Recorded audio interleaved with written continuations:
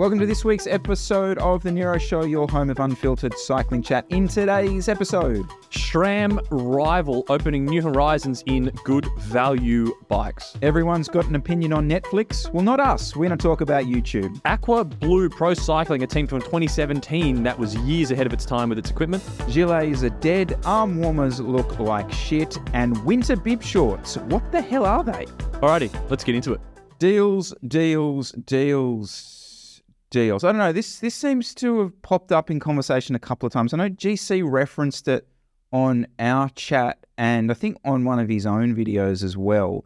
Something about, I don't know, stock being an issue. He's always banging on about the industry and levels and shops and this and that, isn't he? Yeah.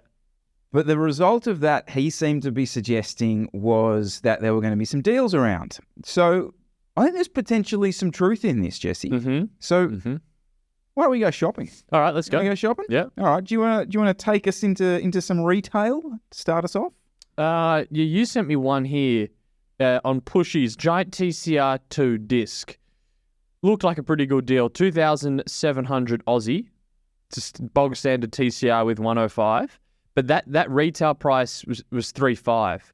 So yeah, they've taken $800 off the price. But that moved me into then. I was looking at that and I was kind of going, well, would I buy this as a bike? Nah, I still don't like it. Discounts there, and that's kind of what we're seeing, aren't we? 15 to sort of 25 off. Yep. But as a deal, I don't really like that bike. Crappy wheels. It just doesn't do it for me. There's not a lot of ways you can go with that. Yeah. Exactly. And looking at that price, I'm still going, secondhand marketplace. If you're in the $2,000 to $3,000, you're probably going to get something with electronic shifting. So good deal. And that moved me on to then I went on 99 bikes, and I've kind of had an eye-opening moment here with these Maritas that are doing the SRAM rival group set. Yeah. Okay, so the SRAM rival group set. Firstly, electronic shifting, great for beginners. It's super easy. Don't need to think about it. And the SRAM rival has that inbuilt power meter in the spindle.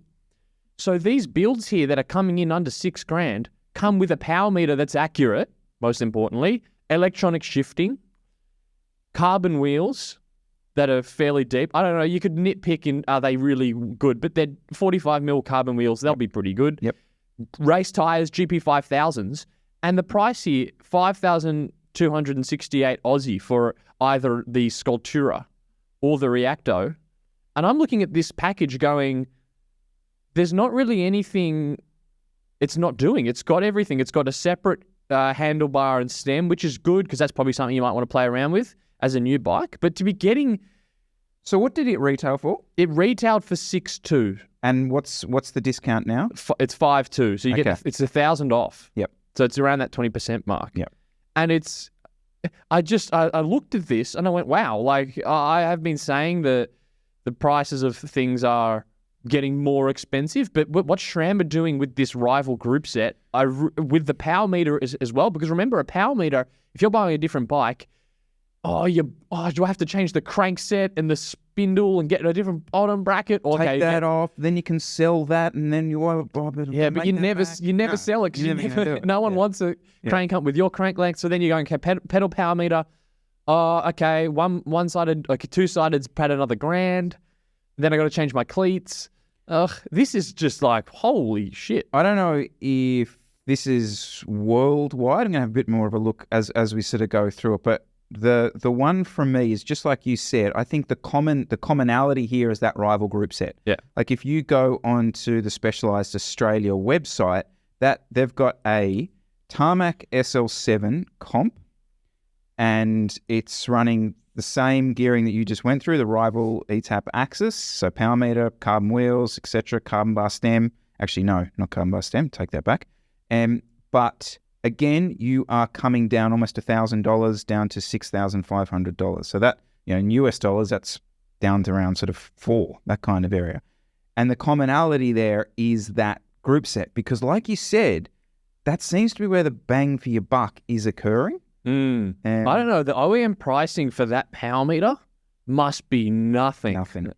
I've never seen To be honest, I've never really looked at these. I never really looked into it. And then I was looking at these bikes. All these rival spec bikes are really good value. I mean, that SL7 is still, the Merida slaps the SL7 there because it's less than $1,000. You're saving more than $1,000, and you're getting carbon wheels. That tarmac comes with those just bog standard alloy DT Swiss wheels.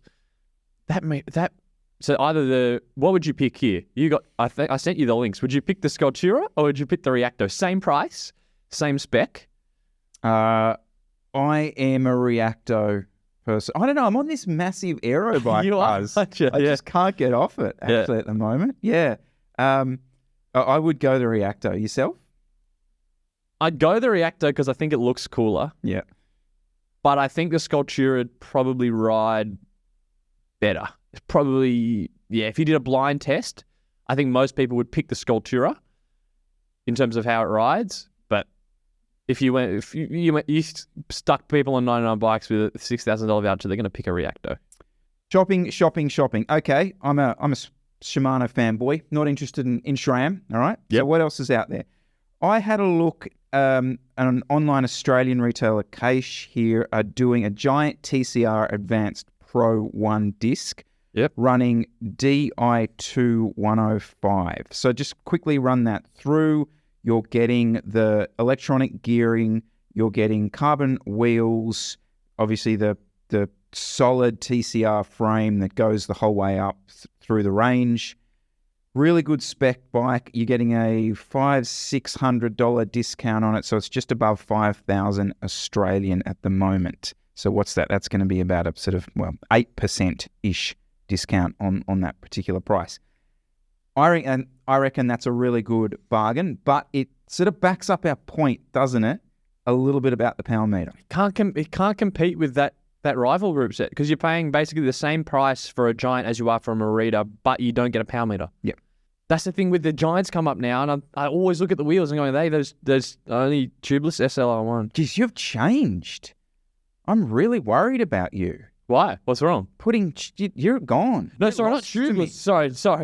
Not tubeless. Hookless. Oh, hookless right. do those wheels where you can only run them hookless. Yeah, so they're hookless, those giant. And anytime I look at the Giants now, they're ruined for me because I go, oh, they're the hookless, and then I'm going to have to find new tires and run them at 50 PSI. But besides that, I mean, what's their sale there? So say 400. Okay, interesting. But yeah, I mean, Shimano aren't going to be able to compete with that with that price.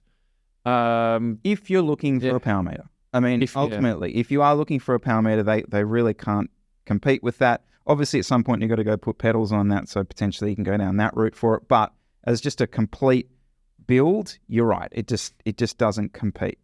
The problem for some of the other brands with this 15 sort of 20% discount it looks like that we're getting from some brands is the usually value-oriented brands that now aren't matching the sales, like your Giants, like your Canyons, can't compete now. Yeah. So if we go to Canyon, for example, Canyon has their SRAM rival bike.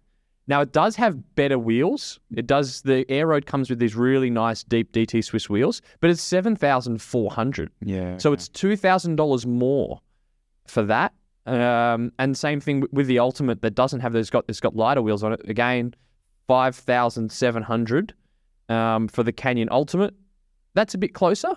So that's not too bad. And then even the Giant, for example, so the Giant TCR that has the SRAM rival and carbon wheels, it's $7,000 retail on the Aussie Giant Bikes website. Yeah, okay. So how are they going to compete with a Merida doing 15 off? It's just, that's a nice color too, though, the gold to black. Oh, yeah. See, then I'm looking at that's ugly. The one with rivals just a grey. That's a really nice one. That might sway me, actually, just for the paint. Is that what they do? I think you just put the nicer paint jobs on the more expensive ones? Basically. Well, have a look at Canyon. That's literally what Canyon do. That is, year in, year out. And if you buy the Canyon, so the Canyon Aero with SRAM rival is that ugly bright red to bright blue. It's just, it's like messing with my eyes looking at it on the screen because they're just weird colors. Couple of deals about the place. Did you have a look at the poll that I put up? Can we just quickly reference that? Yeah. I asked everyone. Okay. The world's most cryptic freaking poll. Anyone else get this? In my defense, the reason that it's formatted like that is because I initially wrote one bike, then I had the second option as 1 to 3 bikes, and then 3 to 5 and 5 plus. And then I was about to post it, and I'm like, oh, but there's probably someone out there with 2 bikes and they really want to identify that they've got 2 bikes. So I put 2 bikes in and kept it, and then you've like... I called you and I was like, are you seeing anything? He's like, what? You're like, what? Oh, no, what do you mean? Like, okay, 1 bike, 2 bikes, 1 to 3 bikes, which covers the 2 that were before it. Totally different then person. 4 to 5 and 5 plus. So we've got 2 redundant categories in there. But if we assume 1 to 3 bikes means actually 3, then a third of the people that responded to that poll have 3 bikes, which I think is probably accurate. Personally, I have 3. I've got gravel bike, road bike, and a crappy commuter thing, flat bar, that's probably covered in rust in the car park. How many do you have? It was, well, at the moment, only 2. Okay. Disgracefully.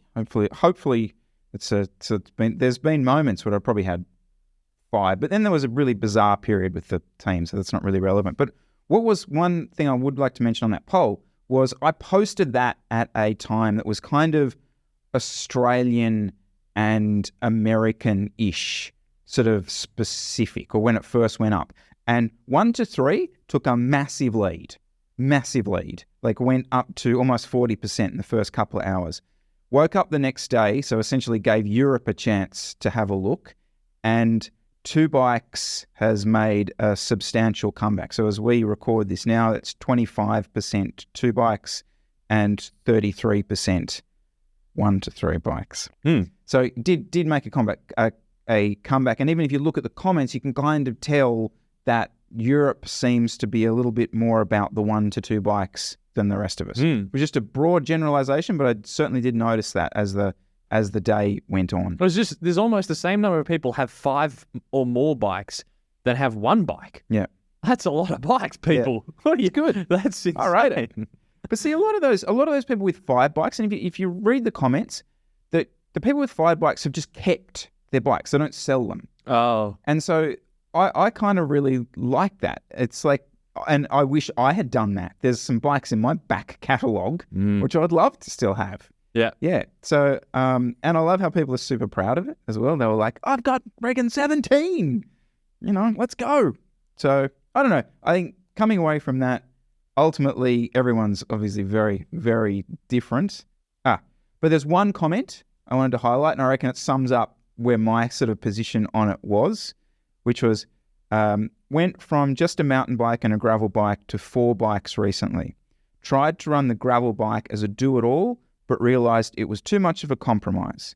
Now I have an aero bike and a CX bike to cover all the disciplines, and I race.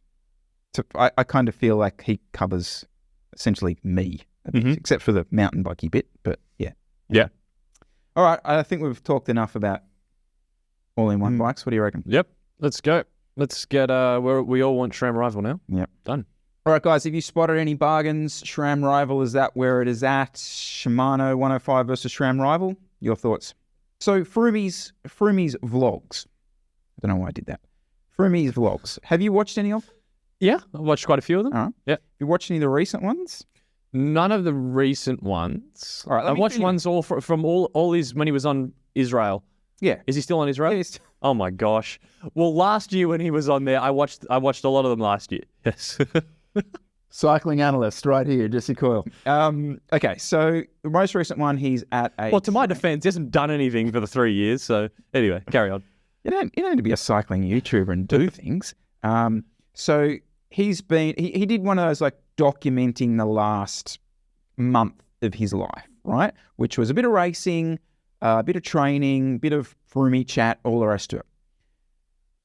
And one of the sections is he's at an altitude camp, right? They're up there, and he's walking through essentially the buffet that evening, and he walks past. He makes this comment: "Oh, I'm not a lot of riding for me tomorrow. It's a travel day. No carbs for me today." Throwaway line, right? Throwaway line. And I'm thinking, of all the things that happened to you in the last month, that's the bit, because it's not a long video, it's like 7-8 minutes. Like, that's the bit that you choose to include. I reckon he's trolling us at this point. There is like, what? Are we still doing this? Have you, I mean, he's got a history with this, right? It does. There was a similar thing he did last year where he did that 6-hour training ride with efforts at the start. And then in the last hour, he said, we're just going down to water. We're going to totally deplete everything. And then he did that really steep climb at the end. So similar things like that. And you look at that, and then you look at how he's racing, which isn't that good. And I go, are you trolling? Is that trolling? There's no reason to do a training ride and then eat carbs for the main part of the training ride and then just switch to water and run yourself into the ground. It just makes no sense. But I don't know, is this maybe training he was doing 5 or 6 years ago and had better recovery through various means, and now he's trying to do the same thing and it's not working? Or is he trolling? He could very well be trolling. Because as a coach, I look at that 6-hour training ride, finish on water and just deplete yourself. It's not achieving anything. It's totally crushing your recovery. It doesn't make... There are pros that will do some sort of... They will do... You can argue back and forth, but they will do faster training rides and stuff. But it's not at the end of a ride after you've done efforts. You're just totally... It makes no... It doesn't make any sense to do that. And the fact that he puts it on video, I do think could be trolling. He's been doing this, like you said, he did that one, he did that famous one during the tour where he posts, that's the other thing, it's not like he shares it. I remember this. He just shares this little photo of an avocado and a boiled egg on the recovery day of the Tour de France. Like, chill day for me today, or something like that. And and that blew up the internet. It did, yeah. In fact, I almost think it started this whole fasted training, low carb bullshit in the first place.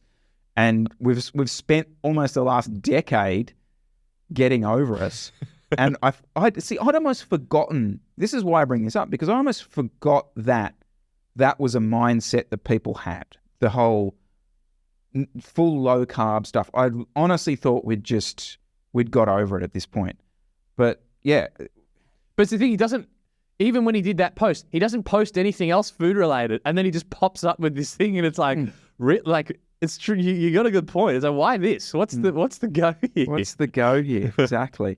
One other thing on YouTube that I've noticed, I feel like there's almost like a YouTube bike, or brands that are on YouTube that seem bigger than they are in real life. Does that make sense to you? It does. It does. And I probably just a nature of the people that I follow and that sort of stuff, but there's a reason that they seem to pop up in my feed. So, for example, for me, like a bike or a brand like Factor seem to be plastered all over YouTube for me. But in real life, that's not the case. Really? Are you riding in a different city? I see Factors maybe because I'm looking for them, but I see Factors all the time. No, it's just... I don't know. It's definitely, it was the YouTube bike back in the day. Because you've got Phil Guyman, Dylan Johnson. There's quite a few of them, isn't there? Yep. I'm sure there's more. I'm sure. Yeah.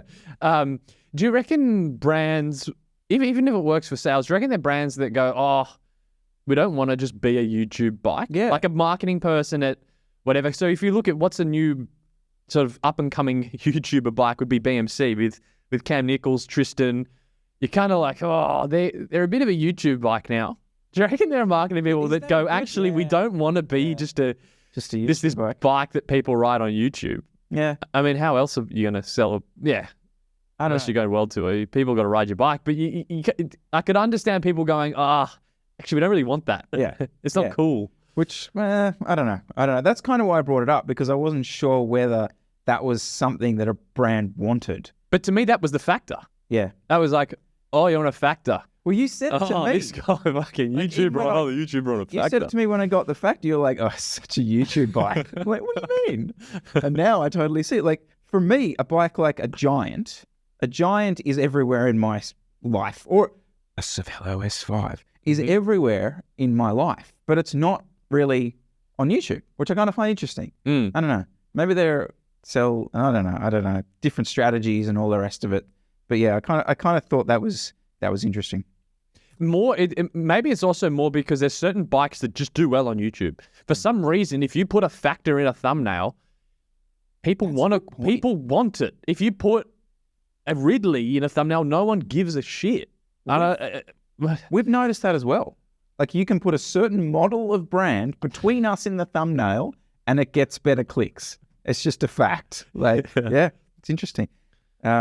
Is it Canyon? So we should test that. We should put a BMC in this thumbnail. Okay. Because I'm going to say BMC is the new up-and-coming YouTuber bike. Right. That's the title. Which, if we then say it spreads to... That then gets clicks on YouTube because the YouTubers ride it. It kind of eats itself. Mm-hmm. If we then put in the thumbnail, the video should do well. Okay. That's the theory. Right. Let us know down below. Rank the top 5 YouTube bikes. Because we're both in Australia, so we need someone in the US. Like, what's the US YouTuber bike? Maybe it's an S-Works. I think it's a Canyon. Canyon? Yeah. Oh, Canyon. That's it. Yeah, okay. And then what's the European or UK YouTuber bike? I don't know. Great question. Yeah, because it would change depending on what sort of mix of channels are getting pushed to your homepage. Yep, definitely. I had someone message me the other day, say, "Oh, you should check out this new YouTuber. He's called the Cycling Tattooist." Come on. Try and keep up, people. Try and keep up. No, you think on the thumbnail, right? Yeah. So the most obvious one so far since we've been recording would be to put a Merida with Rival in the thumbnail. Mm-hmm. But no one's going to click it because it's not a YouTuber bike. Yeah, good point.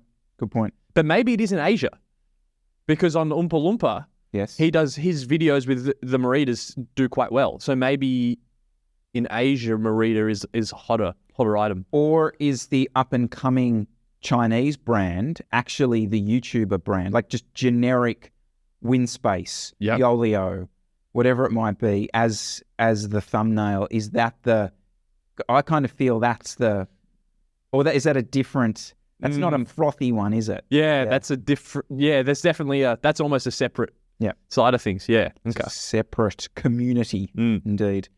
Actually, that'd be an interesting poll. We might have a look at that. What's that? Are you considering your next bike to be a up-and-coming brand? Okay. Yeah. Yeah, and we'll list them out. Yep. Yeah, okay.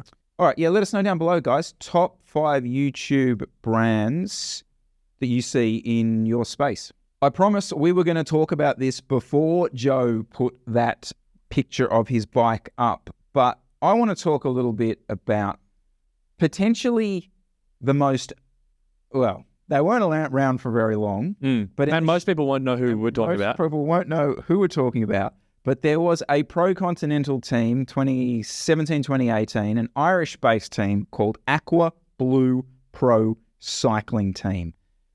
Why do we want to talk about them, Jesse? What were they doing? Because of the gear we want to talk about. Yeah, we're going to talk about because of the gear. You want to talk about them because of the kit? Yep. I want to talk about them because of the gear, which was, you look back at it now, and you're looking at this going, this was so far ahead of its time. Yep. And it got trashed on in the moment. It got trashed on. So what were they riding? Okay, they were riding the 3T Strata, I think it's called. Or is that right? Yeah.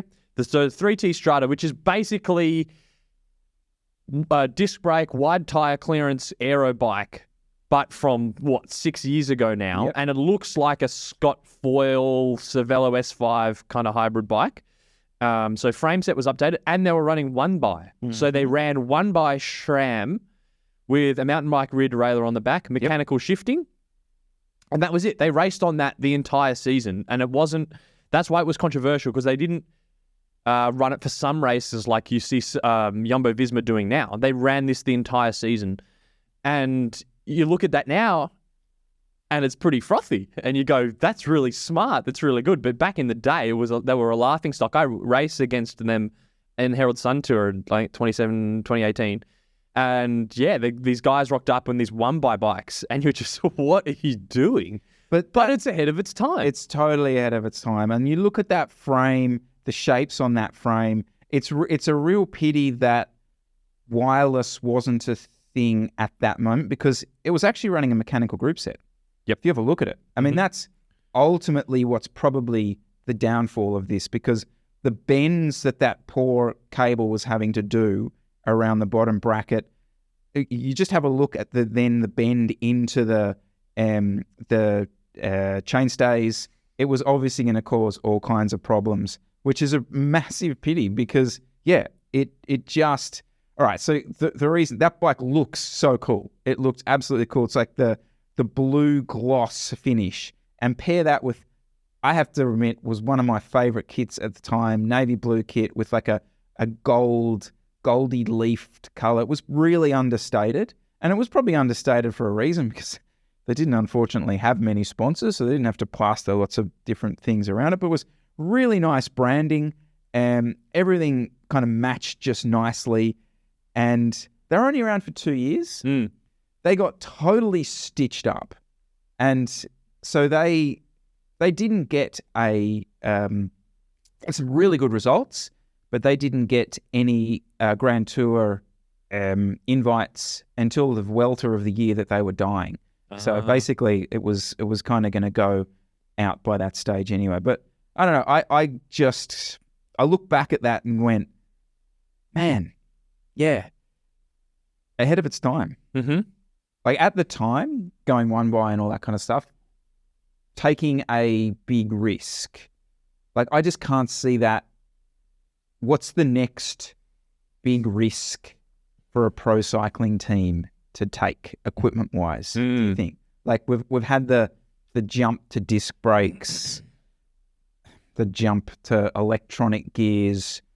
I wonder what that next sort of leap is. I suppose there's really only one team that's kind of dabbled a bit with one by semi-successfully recently. So that's probably the next leap maybe for some teams to take. But I don't know. I kind of think like what's the next jump that someone might take? There will be something. No, without a doubt. There will be something. I can't really think of anything that's... Is there anything in the road bike space we see that the pros don't touch? Not really.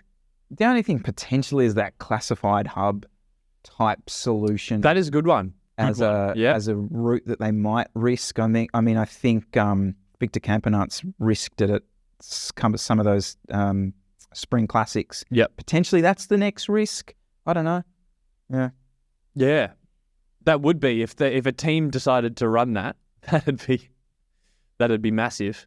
But I can't. Yeah, no, I can't even think of anything. We don't have anything that interesting. No. Let us know, guys. What do you think? What's the next big risk in pro cycling equipment? We've seen one by. What's next? Did you watch the Shane Miller review of the new update to the Sigma head unit? Sigma Rocks 12.1 Evo. I did. How is a company spending money paying developers to work on that? No one's going to buy it. Sigma. Can we do some research on Sigma? What they do have it's like any of these little brands. They do have like a loyal group of followers because the Sigma was one of those, the original bike computer, like it and the Cat's Eye ones were like the original ones, you know, the with the magnet on your wheel. Yep. Like Sigma were one of the they're like the Nokia really of mobile phones essentially. Mm-hmm. So they're still kind of ticking away with stuff.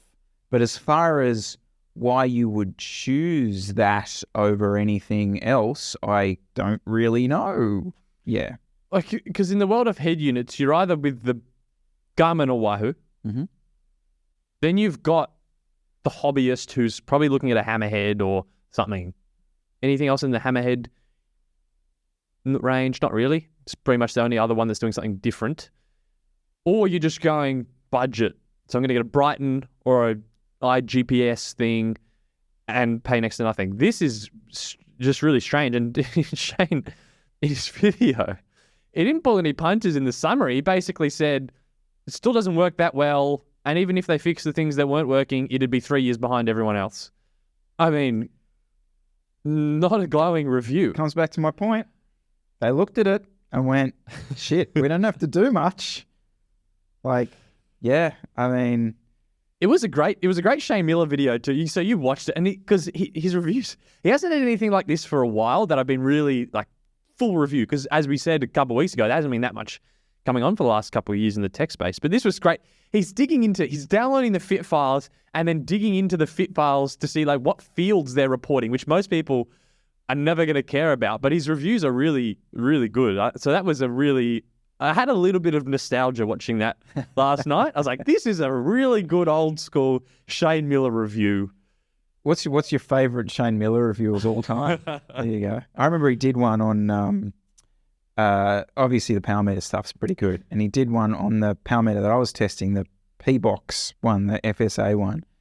And it was similar. He obviously went through all the details of it, showed some of the discrepancies in it, but then like started detailing the correspondence that he was having with FSA at the time about like, and he's like showing this stuff of, oh, this offset's not right, this offset's not right, etc. And it was kind of one of these ones you came away from it going, right, I think I know all there is to have ever known about this power meter. Yeah. Are you a DC Rainmaker or a Shane Miller? Like, if something's released, this is gold. Yeah, I know exactly what you're going to ask. Yeah. Who do you click on first? Or are they? Yeah, go on. I will almost always watch both. But that's not my question. Who will you watch first? Probably. I don't know. Actually, but well, who do you watch first? I'll watch DC first. You watch DC first? DC stuff is more YouTuber-y. Like, it's more like, the 7 things you need to know about this. Here they are. It's newer, it's bigger, it's bolder. I'm like, oh, okay, cool, yeah. And then I'll go to Shane, and it's, I get the more sort of maybe toned down, okay, I've had this for 6 months, here's the data processing, here it is, etc., etc. Yeah. You know why I don't really like watching the Rainmaker ones? Every video, about 3 or 4 minutes in, he does this bit where he cuts away and he says, by the way, if you've been liking or enjoying entertaining, what is it? If you've been enjoying this video or find it entertaining, please consider clicking the like button, blah, blah, blah. Okay, back to the video. And so for the first 5 minutes of the video, I'm waiting for this video to pop up that I can't actually focus on what he's saying because I'm waiting for this bit to pop up where he asks for me to like the video so I can skip through it. And it ruins the whole video for me. So now that I think about it, I probably prefer Shane's. But they generally cover, DC will do more of the stuff that Shane won't cover, more of the health devices that I don't think Shane Miller touches. Yeah. But yeah, it's funny. Yeah, usually when there's a new release, it's like the embargo lifts and bang, they both got a video up. Yeah. The audience is definitely slightly different. Like, case in point, DC Rainmaker was invited to the WWDC conference. He's in that, I suppose, consumer electronic space, whereas Shane is far more niche. He is definitely in the cycling space. I would argue potentially most of his following would be the indoor cycling space rather than anything else. Mm-hmm. But yeah. By the way, out of interest, Shane Miller was an absolute weapon on the bike.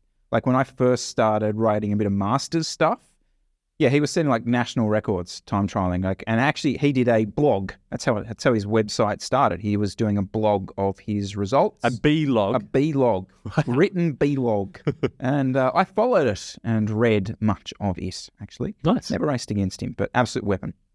Well, we're going to get plenty from him coming soon because Eurobike's on. I'm pretty sure they're all headed there, so we're going to get some good walkthrough. That's a great YouTube video I like. Walking through Eurobike, just taking us through day 1, day 2. I'm keen as. Love it. I reckon Eurobike's gone. I think it's become an e-bike scenario at this stage. No. I definitely feel that's where Eurobike's headed, unfortunately. Sign me up for the bloody Shanghai bike show, definitely. Taipei bike show, for sure. Yeah, I just got a feeling we're going to go e-bike centric or e-bike heavy, I suppose, in Europe. Mm-hmm. Let us know down below, guys. Shane or DC? Who's your tech? Who's your first click? So you're both going to go. And DC hasn't replied to me yet, unfortunately. Not holding out or anything. Been out riding a bit recently, and I've noticed a horrendous trend. Not necessarily cyclists, but I want to ask you about it. What's going on with shirts off runners? Shirts off runners who, this doesn't seem to be temperature related when it comes to what the outside temperature is, but it's It's just about getting the lid off, letting it all hang out, and just flopping down the street no matter what. It's like all bets are suddenly off when it comes to runners. Have you seen this? Are we entering a new phase of lids off? Like what's going on? I haven't been looking for it. I'm all for it. What's wrong with that? What's wrong with the lid off? I don't know. I get personally, I got no issues with it on a hot day. I don't know what it is. I get personally affronted by someone not dressing to the conditions. It bugs me. And it gets me thinking, is there something, maybe it's this. Maybe I suddenly start to think to myself, is there something wrong with me? Like I do this on the bike as well. If I see someone dressed completely over the top or under the top, my initial thought is, what's going on here? Like, have I done something wrong here? Do I not know about where I'm headed today? Well, have you ever ridden without a shirt on? Have you seen people do that when it gets hot and they take the jersey off and kind of stuff it in the nicks? Have you ever rocked it? Very briefly. Okay. Yeah, maybe out around Wiseman's Ferry once or twice. Oh, wow. Yeah. Okay. Yeah. But it's not a great look for anyone involved. Tour Down Under maybe a few years ago, I think. Yeah. Might be some pictures around. But you haven't spotted this No, I have. issue? Well, the thing what I see now as we're going into winter is the people that just refuse to run any sort of warmer. And they're just jersey and nicks all year round. And I'm out there walking around with a puffer jacket on, and there's people, and I can tell they're cold. They've got to be cold because it's 8 degrees. It's cold, and they refuse. Maybe generally it's the people that are a bit newer into the sport. I feel maybe they don't understand what warmers are, and that you can wear arm warmers with your jersey, and you can wear a base layer. Yeah, that is it's a bizarre piece of clothing when you think about it, like a sock for your arm, essentially. It's like, I can totally see why, well, what am I doing with this? Yes, I do get it. You would never think to buy it too. If let's say you had just got into road cycling and you've been riding for a few months and it's getting cold. Okay, I need to stay warm. Well, you'd probably buy a jacket. Yep. But then they're pretty expensive. You're not going to think to type in arm sock for winter. That's not going to be a thing. So I can see people just giving up on the whole thing, and I'll just freeze my tits off because it's too hard. Well, I'm so glad you brought kit up, Jesse. Do you want to talk about kit? What a great idea. What a great segue. Oh, hang on. I've got lots of notes on that. Brilliant. All right. Well played. Let's go. Thank you. All right. I'll attempt to keep this. No, I won't attempt to keep this brief. Okay. Here's my first take. It's a quote unquote hot take. Gilets are dead. Gilets are dead. Why'd you have to say hot take? Now I understand. You've already lost All it. right.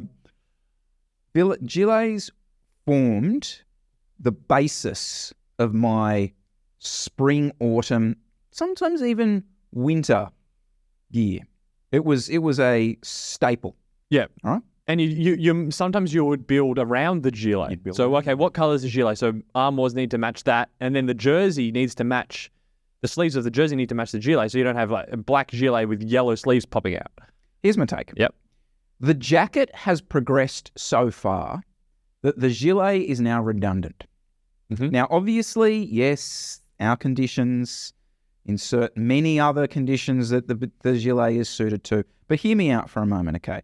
The downside for me of the gilet is when you sweat in a gilet, yes, it's easy to take off, whatever. But when you sweat and you're riding in a gilet, it's almost like a plasticky sweat. It's like a sweat that,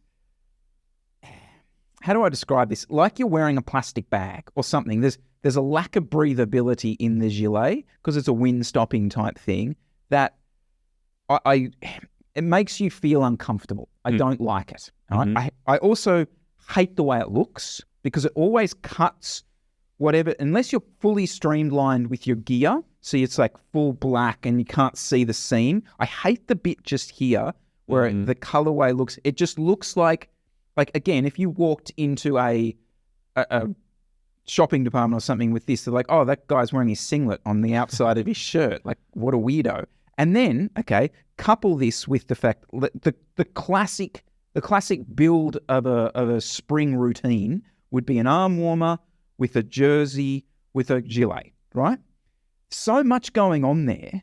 You've got you've got to nail that color to that color to that color. Otherwise, you've got this weird tricolor flag thing happening through here, and you just look like a sort of Lego man that's been pieced together inappropriately. So I feel like, and in the same time, the jacket has got so good and so well, it's so breathable now, and there's so many different varieties of it that you don't need it. Couple that with a really good base layer, and the gilet, my friends, is dead. Plus, the only time the gilet looks good is when you're literally not wearing it and it's flapping.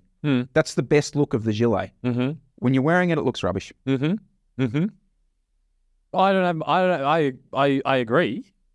I think a gilet still has its place, especially if you're doing a long ride, changing. Maybe you're starting off cruising, you got to do some efforts at the end, and then if you put a jacket on, then it's so hard to regulate the temp. So longer ride, maybe efforts in the back end, gilet is clutch, but you got to have. That's when bar bag helps too, so you can stuff it in there.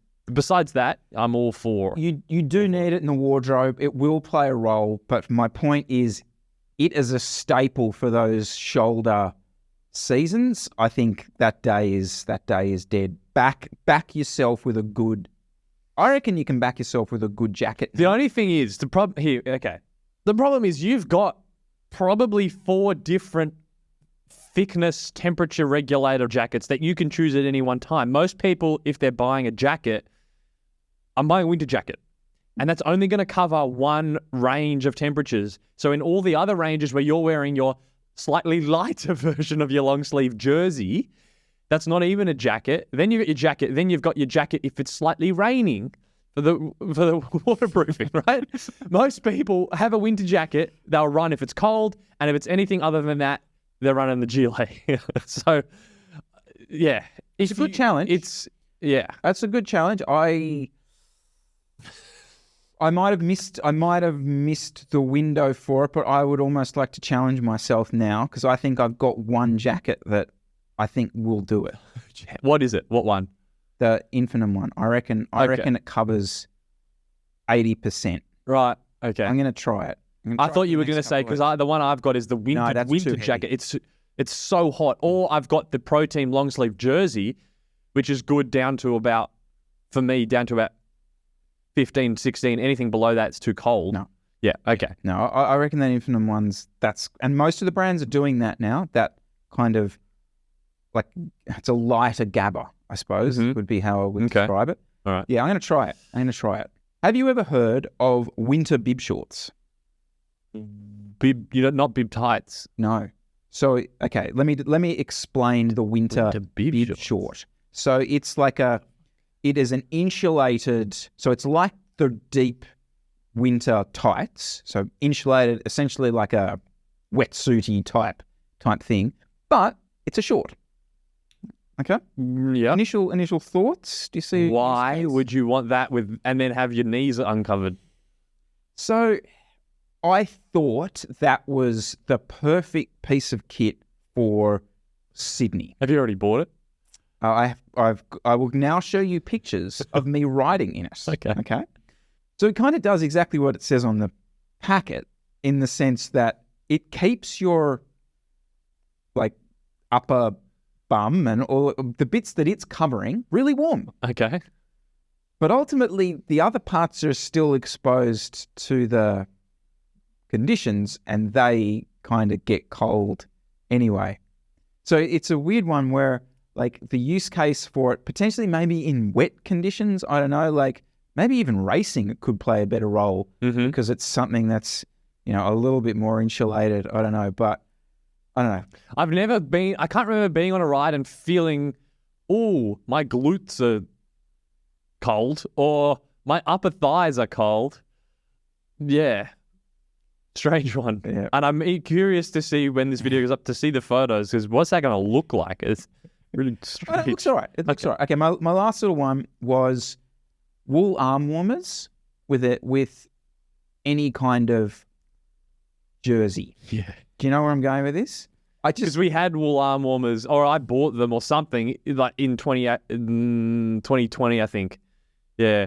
And they don't Well, they gel. work. Yeah. They work really well. Like, as far as keeping your arms warm, they're really light, easy to store, all the rest of it. But the problem is, like, when you actually are wearing them and they pair with the Lycra, it really does look like you've just pulled an old pair of your granny's socks up over your arms, and they're fuzzy, and then, like, the snot shows up, and or maybe that's just me. But, yeah, it's a very challenging kind of look to get right. Definitely. Unfortunately.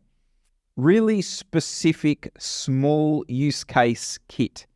Is there anything you have used you love, or is it all just too small use case and don't bother? Bye. So I had a question during the week, fired at me. All right. Moving from overseas, very keen cyclist, is able to work remotely when he moves out here. Which city would he move to? Okay. He said for riding. Okay. For riding. Mm-hmm. Yep. My answer is it's not as simple as that, unfortunately. Have you got a take on this? It's not as simple as it's not. What type of riding? Yeah. Okay. Are you racing? Would you want to ride your gravel bike?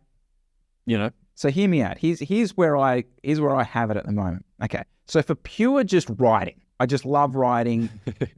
Everything else is kind of irrelevant. Like, I don't know, the size of the city and whatever. Canberra and Adelaide, to me, are your riding cities.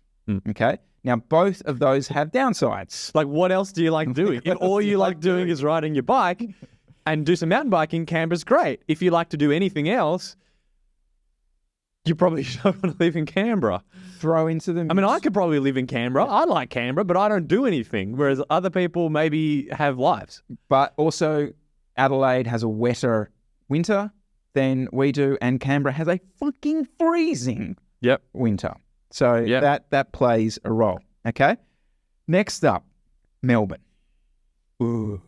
Okay. Now, Melbourne, I would choose for, like, cycling culture. Like, if you really want to get into the sport, you immediately go on, like, a Instagram bunch ride with all the Instagrammers. Lee Turner, shout. Like, that's the place for you. You're basically, it's a massive part of that city. It's very accepted. It's an easier city to ride around from a commuting perspective. Have I made people happy? Especially if you're into the fashion side of things, definitely. Because you could argue Canberra and Adelaide as well have that riding culture, but not in the same cool way that Melbourne does it, definitely. I've never ridden in Perth, but I hear it has very good bike paths. Okay. Yep. That's all I have to offer. People in Perth, let me know otherwise. The climbing's not very good in Perth. You have to go quite far out of the city to get to climb. So if you really like climbing, Perth's not your go. There's quite a lot of clubs and bunches in Perth, and just decent sort of, cruising around bike paths. Not a cycling destination. I'd really struggle to give Perth a tick from a cycling box. I think it's getting beaten pretty much in any category by many of the other states. But it's pretty well-rounded. Yeah. I say if you had to like give a score based on how it ticks averaged across every category, it's pretty good, isn't it? Yeah, it's a solid. Weather's pretty good in Perth too. Yeah. Brisbane is your pick for weather. Like, there's no two ways about that. Like, the fact that you're basically riding in jersey and bibs all throughout winter, yes, it does get hot, but it's manageable from a riding at certain times of the day type thing. As it's high up for me for racing, I do feel, between a lot of the clubs, the access to the Queensland Road Series, it's high up there.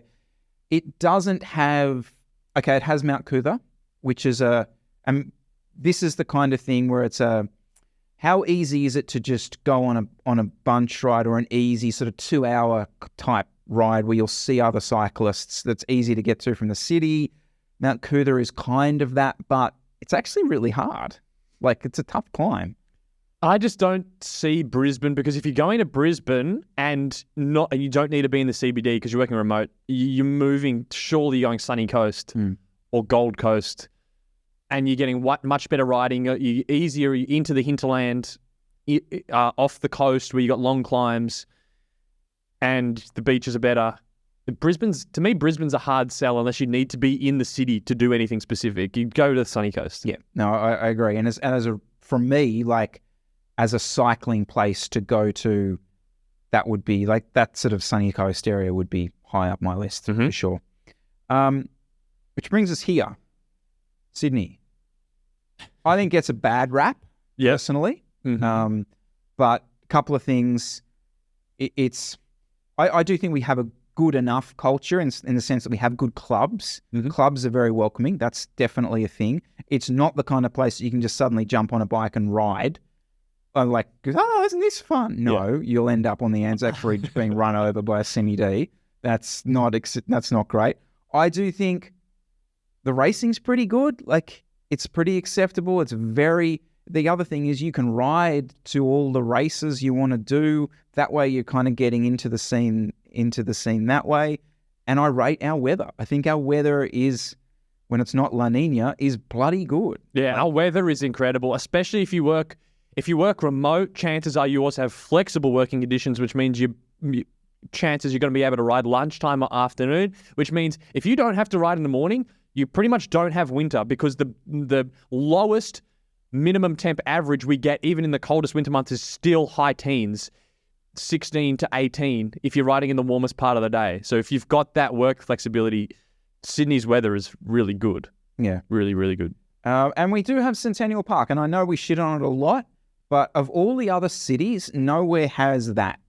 And it for me fills so many roles. Like, nothing's better, I think, than just riding in there and just seeing some people you know. Like, that's kind of, and even if people you don't know, you're just there with other cyclists. Yes, yeah. Even if it's just common waving and you're not having to stress about cars. Yeah, you're going around and around in circles, but I don't know. I don't kind of mind that. So ultimately, what would you choose? You do have to be relatively central to the CBD-ish. So I'm not letting you go up the sunny coast. If you got any, what would you do? I would say I wouldn't pick Melbourne. The weather's no good. I wouldn't pick Brisbane. I don't actually think the riding's that good in Brisbane. I like Sydney, but if you want to enjoy the city, like especially if you come from the UK in a small town, you want to live like in a city, and the harbour's beautiful. If you actually want for living, Sydney could be good, but more for riding. This is obviously a riding chat. It would probably be Canberra or Adelaide. They're a toss-up for me, coin toss between those two. They've definitely individually got their own strengths. I kind of agree. I think live in Adelaide or Canberra and save the money on rent and buy an extra bike. Yeah. Basically. And then fly to Sydney every couple of months and go for a ride. Yeah, I do think that it's the expense. The living expense is probably something we should have thrown in there as well, and that sort of gets blown away in Sydney and Melbourne for sure. So I'm really interested in other people's thoughts, especially in the US and in Europe, like in terms of the pros and cons of different cities. I don't think there is a perfect city. What's the pros and cons of your city? Let us know down below. Oh, we didn't include Darwin. That's a city. We didn't. Never. Have you been up north? I've never been to Darwin. I have ridden in Cairns. It was all right. Weather's great, but there's not a lot of options. That's the problem. You're pretty limited to the rides that you do. I mean, Dylan, when we were up there, you had a couple of like good out and backs, but that's kind of it. And you do miss that. You do miss not necessarily a racing scene, but like a competitive scene. Things like the chop matter. Yeah, like, they do. Stuff. Yeah. I've heard in Adelaide that they're potentially going to lose the chop. So which is their like pace line. Oh, the one that goes out on the port. Yeah. So that's the other thing about the chop. Ours is in the evening. In Canberra, most of the bunch rides are in the morning. They're like 5:30 a.m. I'm never going to do them. I don't want to get up that early. So that's the other thing. If I went to Canberra and I wanted to do their Wednesday thingo that I've done before, it's so early. I'm probably not going to do it because I don't want to get up that early. So Al really liked that Sydney, most of the stuff riding-wise happens in the afternoon. The club rides are morning, but everything else is afternoon. Even in winter, like we do that in the pitch black. Like it's mark my words, it's safer. It's actually safer. Because it's just a quieter park. Yeah, massively rate that. I don't know. Queensland, do you have a common? Yeah, they've got the one on Sunny Coast, the one that Cam Nichols does, and that Caleb joined. Oh, They that's think the they world do. champs. Yeah, that one. Yeah, so they definitely got something. Queenslanders again, they all roll out at like 3 a.m. You ever notice they look at their rides? It's just like, what are you? What? Yeah, they are at there. That's a morning one. I coach a guy that does that, and it's morning. Yeah, it's the he does one on Thursday mornings. Yeah, I don't know. Now let's get the Alviso set up. The lunch one. That to me. That's the Centennial Park, 12 p.m. 12 p.m. That's right. Get them in. Yeah, how good would that be? There'd probably be like 100 people that show up because everyone. Everyone's on the Strava. No one private. works anymore. Everyone's on Strava private. No one actually picks it up. Yeah. Anyway, back doing a bit of training, and Dan threw in a session that he called the Coil 30-second session. Right? I don't know how it's suddenly my name. It's got sprint interval training. There's like 100 different research papers on it. It was fucking horrible, right? Horrible. Yeah. And to the point that, like, if he puts that in my calendar again, I will actively I'll do the thing on today's plan where I'll move it around because I'm scarred from it, right? Yeah. It means you did it correctly, by the way. But that's my point. That's where I want to go with this, right? Because there are other sessions that he'll put in that are hard sessions, and I almost look forward to doing them because it's like you get the sense of I don't know what it is, the sense of achievement. I feel like the numbers that I do are good relative to me, and I come away from it like, oh, that was good. And then there's a session like that, which I'm like, I never want to do that again. Like, surely, do you see that as a coach? Like, because like for me as an athlete, but you know what I mean? Like I fall into this trap of like, I do the sessions that I like doing and I avoid the sessions that I don't. The thing with that is the timing's got to be right for it. And you got to, okay, we're going in, you got to do this session. You're only going to do it for the next month, let's say. And there's got to be some reason for doing it, which is probably you're going to have some sort of event coming up or race or something. So it's got to be timed right because, why would you want to go and do that session when you're 3 months out and you got nothing on? It's going to be a hard sell. Which is where I am. Okay, right. Yeah, we're trying this thing. Yeah. Like, a bit of this high intensity stuff. Well, so then, okay, you don't have an event on, but maybe you've got, so you're trying to get back to fitness. So maybe you've got some physiological target. Have you done like a 30-second max? Are you going to sort of test this? And then you've got that as a goalpost? Okay, so then the motivation will be there from that as a training target. But that's just the nature of a training session that has been designed around do 6 maximal 30-second efforts. There's only so many. It's hard to do 6 maximal 30-second efforts. It's so hard that I only did 5. Oh, did you? Yeah. Oh, wait, to be fair, he put 5 to 6 on my thing. Yeah.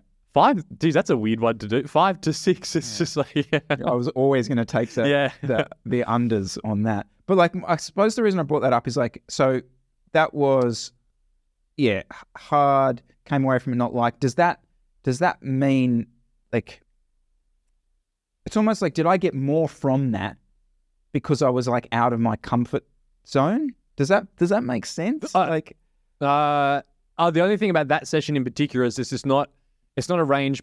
People don't really do that intensive training. It's really, guys on the track will do it, but generally people will do 30-second max efforts if they're on a ride with their mates and sprint up a hill, but not with like around 3 minutes recovery and then repeat it 6 times. Yeah. Or people will do threshold efforts, which they're kind of used to doing. So it really hits this, and there's a reason why you don't do it, because it's very difficult, and that really hard middle ground where it's really intense and the rest isn't that long. But I mean, you're done within like 25 minutes, I think. Yeah. Which is another reason I don't like it, because it's just like you're totally stuffed, and you're like, oh. And you can't do anything after. You can't do anything after. You kind of just got to crawl home. If you're trying to tack on 2 hours after it, you're not going to have much fun. No. Thanks so much for watching, guys. Please do make sure to share this on with your mates, like this video. And only 44% of you watching this actually subscribe. So please go ahead and subscribe to the channel. It'll help us out long term. All right, we'll see you next week, JC. See you next week. See you now.